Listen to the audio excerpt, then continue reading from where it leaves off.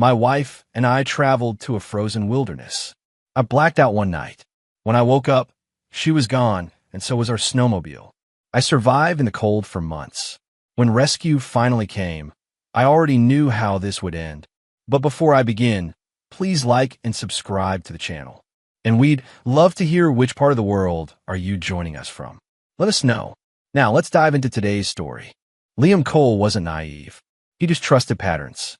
For 12 years, his wife Brooke had moved through their life with clockwork precision. Coffee at 6 in the morning, always black, 2 sugars. Gym after work on Mondays, Wednesdays, and Fridays. Dinner at 7. Lights out by 11. Their marriage wasn't passionate, but it was stable, predictable. And Liam had built his entire understanding of her on those steady rhythms. So when the patterns broke, he noticed. It started small. The coffee sat untouched some mornings while Brooke scrolled through her phone with an intensity that made her jaw tight. She started showering at odd times, mid-afternoon, right after coming home, sometimes twice a day. The gym schedule became erratic. She'd leave at strange hours, return smelling of perfume he didn't recognize. But it was the phone that told him everything. Not what she did with it, how she held it. Screen down. Always screen down. On the counter, the nightstand, the arm of the couch. She'd angle her body away when notifications came through, and he watched her thumbs fly across the keyboard with practiced secrecy. She disabled the lock screen previews, turned off the chirps and buzzes. The phone became a black rectangle of silence she guarded like a vault. Liam worked in equipment logistics for a regional supply company in eastern Washington. Boring work that involved tracking shipments, managing inventory databases, and reconciling delivery schedules. It wasn't glamorous. Most people's eyes glazed over when he explained what he did.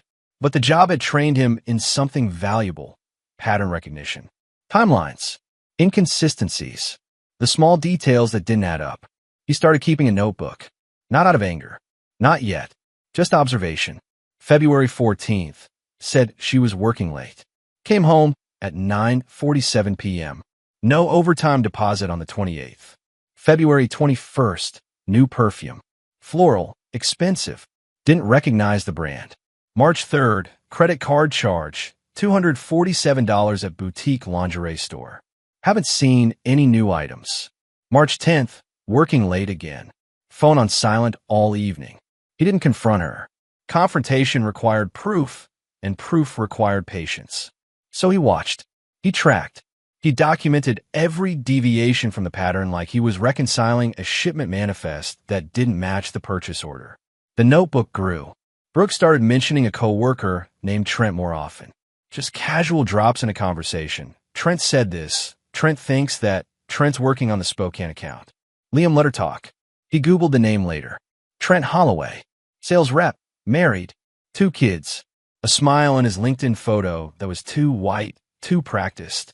One night in late March, Liam came home early and found Brooke in their bedroom, standing in front of the mirror wearing black lace he'd never seen before.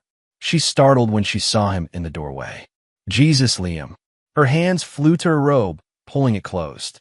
You scared me. Sorry. He kept his voice even. Didn't mean to sneak up. I was just... She fumbled with the ties. Just trying something on. Looks nice. Thanks. She turned away, her shoulders stiff. I might return it. He nodded. Didn't ask why she'd never worn it for him. Didn't mention the price tag still attached, the one he'd seen for a split second before she covered herself. Later that night, he added another entry to the notebook. Cheating wasn't an emotion to him. It was data, and the data was piling up. By April, the pattern was undeniable. Brooke was working late every Tuesday and Thursday. She'd started going to a different gym, one across town that required a 30-minute drive. She bought new clothes, blouses that hug her figure, jeans that sat lower on her hips, heels she claimed were for a client presentation but wore on random Saturdays. She also stopped touching him. Not dramatically, not with excuses or rejection. She just drifted. Sat on the opposite end of the couch, faced away from him in bed. When he reached for her hand, she'd pull away to scratch her nose or adjust her hair. Small evasions. Easy to miss if you weren't paying attention. Liam was always paying attention. One evening in mid-April, He came home to find her on the phone in their bedroom. The door was cracked open just enough for him to hear her voice, low and soft in a way it hadn't been with him in years. "I know," she was saying. "I know. It's just complicated." A pause. "He doesn't suspect anything. Trust me." Another pause, longer this time. "I miss you too." Liam stood in the hallway, his jacket still on, his keys in his hand. He felt something cold settle in his chest. Not rage, not heartbreak, just a calm, crystalline certainty. He walked loudly back to the front door and slammed it. "Brooke? You home?" He heard rustling. Quick footsteps. When she appeared in the hallway a moment later, her expression was bright. Too bright. "Hey, didn't hear you come in. Just got here." He hung his jacket on the hook. "Who were you talking to?" "Oh." She waved a hand. "Just my mom. She's being dramatic about the garden again." Liam smiled, nodded. "Let go." That night, he checked the phone bill online. Her mother's number hadn't been called in 3 weeks. The trip idea came from Brooke. It was late May, a Saturday morning. She'd made pancakes, something she hadn't done in months. The kitchen smelled like butter and maple syrup, and she was humming when he walked in. "Hey." She smiled at him, the kind of smile that used to make his chest warm. "I was thinking, yeah, we should take a trip. Just the two of us. Get away for a while." Liam poured himself coffee, his mind already working through the implications. "Where were you thinking?" "Somewhere quiet. Remote. Maybe one of those cabins up near the Montana border. No phones. No work. Just reset. You know." He turned to look at her. She was still smiling, but there was something brittle in her eyes. Something that didn't quite reach the rest of her face. "A reset," he repeated. "Yeah, I feel like we've been drifting. I want to fix that." She set down the spatula and crossed the kitchen to him, wrapping her arms around his waist. "I love you, Liam. I know things have been weird, but I want to make it work." Her body pressed against his felt foreign, like hugging a stranger who happened to know all his mannerisms. "Okay," he said. "Let's do it." Her smile widened. "Really? Really?" She kissed his cheek. "I'll handle the reservations. You just pack your warmest clothes." Over the next 2 weeks, Liam watched her plan the trip with an intensity that felt wrong. She insisted on handling everything. The cabin rental, the route, the packing list. She said it was because she wanted to surprise him, but Liam noticed she was printing documents she didn't show him and making phone calls with the door closed. One night, he woke up at 2 in the morning and found her sitting at the kitchen table with a pen in her hand. There was a form spread out in front of her, something with his name on it. When she saw him, she flinched. "What's that?" he asked. "Nothing. Just practice." She flipped the paper over. "I'm working on my handwriting. It's gotten sloppy." He walked to the fridge, pulled out a bottle of water, and drank slowly. The paper stayed face down. She stayed tense. "Okay," he said finally. "Don't stay up too late." We went back to bed. He didn't sleep. The next morning, he searched their shared documents folder. Buried in a subfolder titled Miscellaneous Household, he found a scanned copy of his life insurance policy. The beneficiary had been updated 3 weeks earlier. $750,000. Sole beneficiary, Brooke Cole. The drive to the cabin took 6 hours. They left on a Wednesday morning in early June, the roads stretching out through pine forests and rolling hills that gradually turned white with late-season snow. Brooke had packed light, too light for a week-long trip. Liam noticed she'd brought only 2 changes of clothes, no heavy boots, and barely any toiletries. She was affectionate during the drive. Too affectionate. Her hand rested on his thigh. She laughed at his jokes, the forced kind of laughter that made his skin crawl. She talked about memories. "Remember when we did this, and wasn't that trip amazing?" Like she was eulogizing their marriage before it ended. "You okay?" he asked at one point. "Yeah, just happy." She squeezed his leg. "I think this is exactly what we need." The cabin sat at the end of a gravel road that disappeared into dense forest. It was small, rustic, with a single bedroom and a wood stove that dominated the main room. The nearest neighbor was miles away. No cell signal. No Wi-Fi. Just wind, trees, and snow. "Perfect," Brooke said, stepping inside. "This is perfect." Liam set down their bags and looked around. There was a single landline phone mounted on the wall, but when he picked it up, there was no dial tone. The pantry held a few cans of soup, some crackers, and a jar of instant coffee. Not enough food for a week. Did you order groceries to be delivered? He asked. She was unpacking, her movements jerky. Oh, yeah, they're coming tomorrow. Tomorrow. Yeah. She didn't look at him. We'll be fine for tonight. That evening, Brooke made dinner. Canned soup heated on the stove, bread from the bag she'd brought. She poured him a drink, vodka and cranberry juice in a chipped glass. To us, she said, raising her own glass. Liam raised his. The vodka was strong, stronger than she usually poured. He tasted something underneath it, something bitter, but she was watching him, waiting, so he drank. Good, she asked. Yeah. He set the glass down. Good. They ate in silence. Brooke kept glancing at the clock. Her leg bounced under the table. She finished her soup in 5 minutes and stood abruptly. I'm going to grab some more firewood. We'll need it tonight. I can get it. No. I've got it. She pulled on her coat. Just relax. You've been driving all day. She disappeared outside. Liam sat at the table, his head starting to feel heavy. The room tilted slightly. He gripped the edge of the table, trying to focus. When Brooke came back inside, her face was pale. She didn't look at him. You okay? He asked. His words slurred. Fine. She set the wood by the stove. You should go lie down. You look tired. I am. He stood, and the world lurched. He made it 3 steps before his legs buckled. The floor rushed up to meet him. He heard Brooke say something. Maybe his name, maybe an apology, but the darkness swallowed him before he could respond. When Liam woke, the cabin was freezing. His head throbbed. His hands were numb. He tried to sit up, and pain exploded behind his eyes.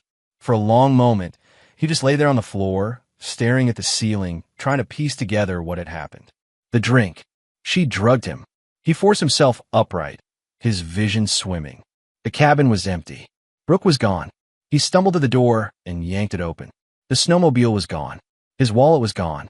His phone was gone. His winter boots, the heavy, insulated ones he'd brought, were gone. What remained were his lighter shoes, a half-empty pantry, and a wood stove that had burned down to embers. Liam stood in the doorway, the cold biting through his thin jacket, and felt something settle over him. Not panic, not fear, focus. He stepped back inside and closed the door. The first thing Liam did was take inventory. Not emotionally, not philosophically, physically. He moved through the cabin with mechanical precision, his training kicking him like he was processing a damaged shipment that needed immediate damage control. Pantry, 4 cans of soup, chicken noodle, tomato, vegetable beef, 1 jar of instant coffee, half a box of crackers, 3 granola bars, salt, pepper, a can of beans. Bedroom, 2 blankets, 1 sleeping bag, extra socks, a first aid kit under the bed. Bathroom, toilet still worked. Sink had running water from a well pump. No hot water. Brooke's toiletries were gone. Main room, wood stove, approximately half a quart of split wood stacked outside under a tarp, matches, 1 flashlight, a deck of cards. Living room closet, a shovel, a rusted axe, a coil of rope, and, he almost missed it, a small manual can opener wedged in the back corner. The landline phone was dead. He checked it 3 times, clicking the receiver, listening for static. Nothing. Outside, the snowmobile tracks led east toward the main road, already half covered by fresh snowfall. The temperature was dropping. His breath came out in white clouds. She'd left him supplies. Enough to survive maybe 4 or 5 days if he was careful. Not enough to be found. The message was clear: disappear quietly. Liam went back inside and locked the door. Survival became routine. He sealed the gaps around the windows with torn strips of fabric from an old towel he found. He kept the wood stove fed, but not roaring. Just enough heat to stave off hypothermia without burning through the wood too fast. He melted snow in a pot for drinking water, boiling it first, letting it cool before transferring it to an old pitcher. Food he rationed with ruthless efficiency. 1 can of soup per day, heated and stretched with melted snow to make it last. 3 crackers in the morning with instant coffee. A granola bar at night. He didn't panic. Panic burned calories. Panic made you stupid. Instead, he thought. He replayed the last 3 months in his head like he was reviewing a logistics timeline. Every conversation, every evasion, Every lie Brooke had told him. The pieces assembled themselves into a structure he should have seen earlier. The life insurance update. The copied signature. She'd been practicing his handwriting. The trip she'd insisted on planning alone. The remote location. The drug drink. This wasn't infidelity. This wasn't a woman running away to be with her lover. This was premeditated. She'd try to kill him, or at least abandon him in a way that would lead to his death. And when his body was found, if it was found, it would look like an accident. A man who got disoriented, wandered into the woods, froze to death. Tragic, but explainable. And Brooke would collect $750,000. Liam sat by the wood stove on the third night, a cup of weak coffee in his hands, and felt something shift inside him. Not rage, not even hurt. Clarity. She'd underestimated him. Assumed he wouldn't notice. Assumed he'd die before rescue came. But rescue would come. Missing adults triggered searches. The cabin rental had a paper trail. Someone would find him eventually. And when they did, he'd be ready. On the fifth day, Liam found the envelope. He'd been searching the cabin methodically, looking for anything useful, spare food, blankets, tools. The floorboards in the bedroom creaked when he walked over them, and one section sounded different. Hollow. He knelt down and pried at the edges with the tip of the axe blade. The board came up, revealing a shallow space underneath. Inside was a manila envelope. His hands shook as he opened it. Not from cold, from anticipation. Inside were photocopies. Documents printed on standard office paper, slightly crumpled. The first was his life insurance policy. $750,000. Beneficiary, Brooke Cole. Updated April 18th. The second was a handwritten note. Brooke's handwriting, but messy like a draft. Liam has been struggling. Depression. Anger issues. I'm worried about what he might do.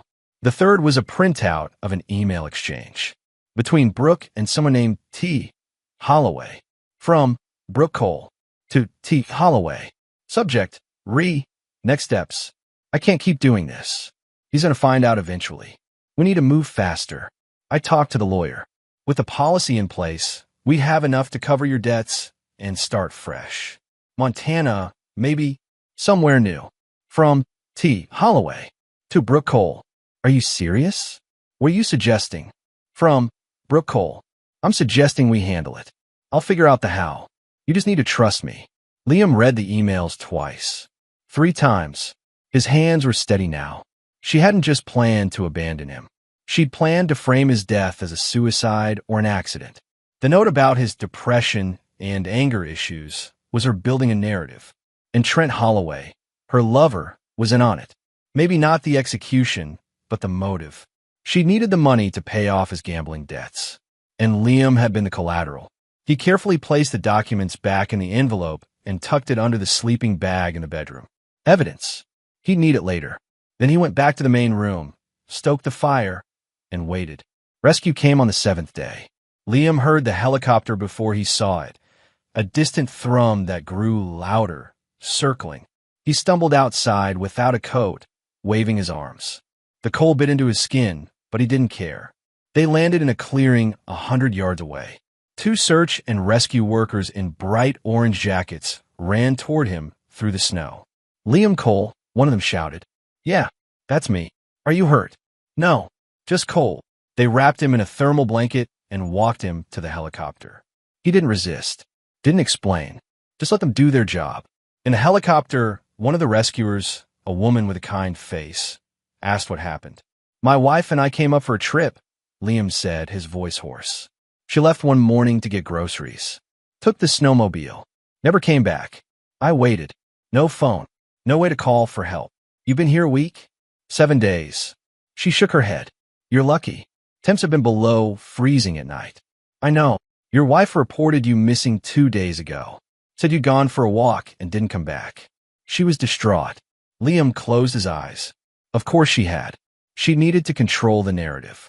Make herself the grieving wife. I'm sure she was, he said. At the hospital, they checked him for hypothermia, dehydration, frostbite.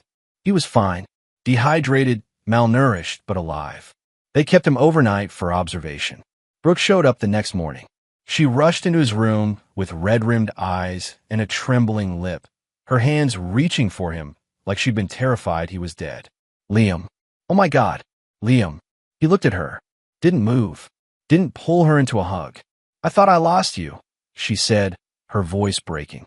I came back to the cabin and you were gone. I looked everywhere. I called the Rangers. You left without me, he said quietly. She blinked. What? You took the snowmobile. My phone. My boots. You left. No. Liam, I want to get groceries. The snowmobile broke down on the way back. I had to hike to the main road. By the time I got help and came back, you were gone. I thought. She covered her face with her hands. I thought you wandered off and got lost. He watched her performance. It was good. Believable. If he hadn't found the envelope, he might have even believed her himself. Okay, he said. Okay. She lowered her hands, her eyes searching his. You believe me? Yeah. She exhaled, her shoulders sagging. Thank God. I was so scared. A nurse came in to check his vitals, and Brooke stepped back. Liam answered the nurse's questions mechanically, his mind already working through the next steps. When the nurse left, Brooke sat in the chair beside his bed. When can you come home? She asked. Tomorrow, probably. Good. I'll take care of you. I promise. No more trips. No more. It's fine, Brooke. She smiled. It didn't reach her eyes. Liam played the part of a shaken husband for 2 weeks. He came home. He let Brooke fuss over him, cook his meals, ask if he needed anything.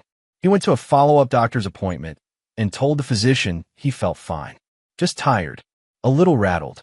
And in the quiet hours, when Brooke was at work, he began to build his case.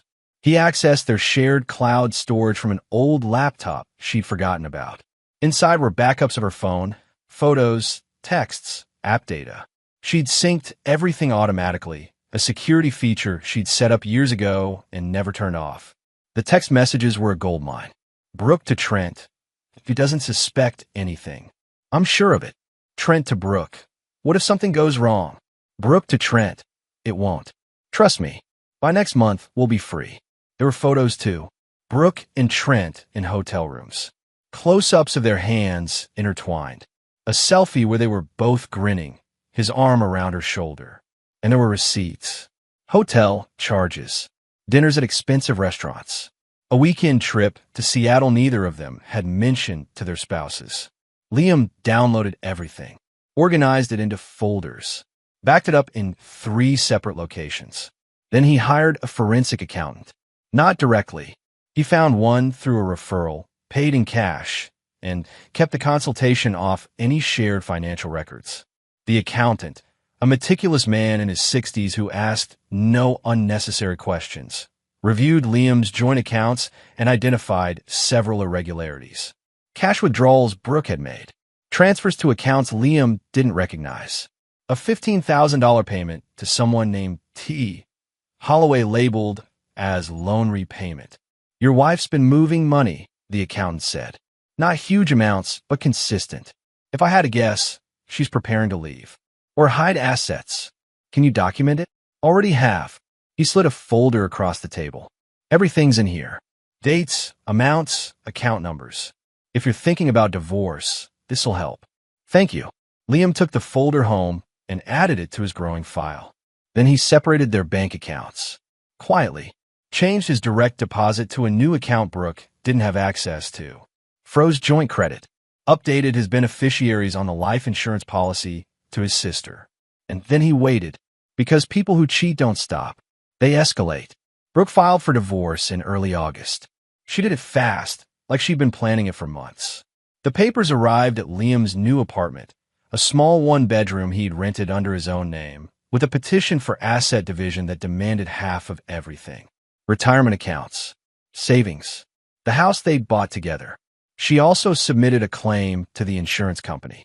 It stated that Liam had been impaired the night he disappeared, that he'd been drinking heavily, that his judgment was compromised, and she feared he might harm himself.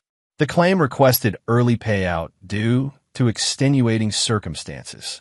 When Liam's lawyer forwarded him the claim, he read it twice and felt nothing but cold amusement. She just handed him everything he needed. The insurance company didn't pay out. Instead, they opened an internal audit. Liam didn't have to push. He simply provided documentation. Timelines. The envelope he'd found under the floorboards. The text messages between Brooke and Trent. The financial records showing cash withdrawals and transfers. The hotel receipts. And the fact that he'd been sober the night he disappeared. Blood work from the hospital confirmed it. No alcohol, but traces of benzodiazepines, a sedative, were found in his system. When the investigator called him, Liam answered every question plainly. Did you feel threatened by your wife? Not at the time. I thought she was having an affair. I didn't realize she'd planned the trip to get rid of me. Why didn't you report this immediately? I was in shock, and I wasn't sure anyone would believe me. It sounds insane. It does, the investigator agreed. But the evidence supports your account. We're forwarding our findings to local authorities. Fraud, possible attempted. Well, we'll let them determine charges. Liam thanked him and hung up. The charges came in September. Fraud, conspiracy to commit insurance fraud, attempted filing of false claims. Brooke was arrested at her office on a Tuesday afternoon. Liam didn't watch it happen, but a co-worker who knew them both sent him a photo. Brooke in handcuffs, her face pale, being led out by two officers. He deleted the photo. The news spread quickly. Small-town gossip moved faster than wildfire, and by the end of the week, everyone in their social circle knew. Liam's phone buzzed constantly. Friends asking if he was okay. Acquaintances offering condolences. People who hadn't spoken to him in years suddenly reaching out. He ignored most of them, but the ones he did respond to, he kept his answers short. I'm fine. Thank you for asking. Trent Holloway flipped within 48 hours. He hired a lawyer and cooperated fully, providing testimony in exchange for reduced charges. He admitted to the affair, admitted to discussing the life insurance policy, claimed he never thought Brooke would actually go through with it. His wife found out. She filed for divorce, took the kids, posted about it on social media with enough venom that Trent's employer saw and fired him within the week. Liam learned this from his lawyer, who relayed the information with a grim kind of satisfaction. His life's falling apart, the lawyer said. Good.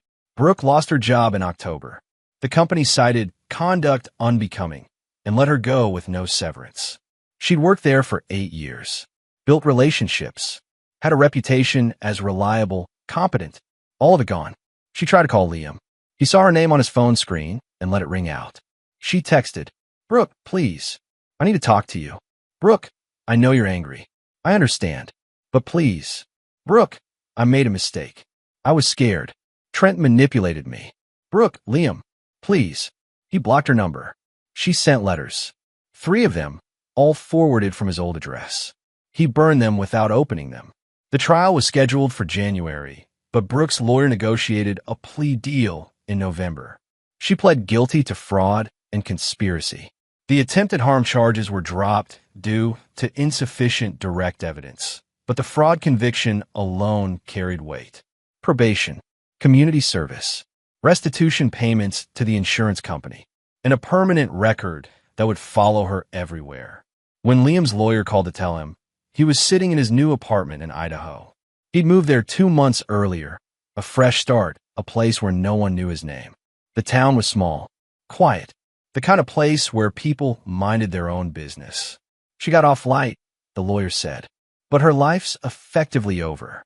No company's going to hire her with that on her record, and the restitution payments are going to bleed her dry for years. Good, Liam said. How are you holding up? I'm fine. You sure? This has been a lot. I'm fine, Liam repeated. Thank you for everything. He hung up and looked out the window. Snow was falling, soft and steady, covering the ground in a blanket of white. The divorce finalized in December. Liam got the house, most of the savings. His retirement accounts stayed untouched. Brooke's lawyer had tried to argue for equitable distribution, but the evidence of her fraud and the fact that she tried to kill him undermined every argument. The judge had been blunt. Ms. Cole, you forfeited your right to equitable treatment the moment you attempted to defraud an insurance company and endangered your husband's life. This court finds in favor of Mr. Cole on all asset claims. Brooke sat in the courtroom, her hands folded in her lap, her face expressionless. Liam didn't look at her. When it was over, he walked out of the courthouse, got in his truck, and drove back to Idaho without stopping. In January, Liam stood by a frozen lake near his new home. The air was sharp and clean. The trees were heavy with snow. The lake stretched out in front of him, a perfect sheet of ice reflecting the pale winter sky. He'd sold the house in Washington, cut ties with everyone who reminded him of Brooke, started a new job with a logistics company in Boise. It wasn't glamorous, but it was steady, predictable. His life had a pattern again. Brooke had written him one last letter. It arrived the week before Christmas, forwarded from his old address. He'd held it for a moment, weighing it in his hand.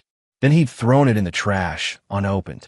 She wanted closure, wanted forgiveness, wanted him to acknowledge her apology so she could move on with a clear conscience. But Liam didn't know her that. She'd cheated, planned, lied, nearly killed him. And she'd done it all because she thought she was smarter, thought she was careful, thought he wouldn't notice. But she'd underestimated the one thing that ended her. A man who observes quietly. A man who documents everything. A man who never forgives. Liam stood by the frozen lake and felt nothing. No anger. No bitterness. Just the cold, steady certainty that justice, quiet and ruthless, had been served. He turned and walked back to his truck. Behind him, the lake stretched on, silent and frozen, holding its secrets beneath the ice.